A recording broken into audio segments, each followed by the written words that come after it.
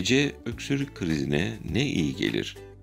Öksürük şikayetlerinin en rahatsız edici olanı gece başlayan öksürüklerdir. Uykuyu alt üst eden ve geçmeyen öksürükler için birkaç yöntem deneyerek rahat bir şekilde uyuyabilirsiniz. Geçmeyen öksürük için ne yapmalı sorusunun yanıtı için öneriler şunlar. Yastığınızı hafif dik ve yüksek olması gerekir. Odanızın havasız ve kuru olmaması gerekir. Oda nemlendirici cihazları kullanılabilir. Gece yatmadan önce ılık ballı süt içebilirsiniz.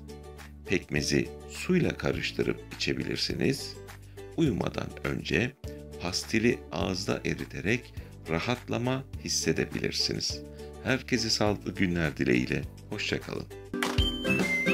Bize destek olmak için beğenebilir, paylaşabilir ve yeni videolardan haberdar olmak için abone olabilirsiniz. Hoşça kalın.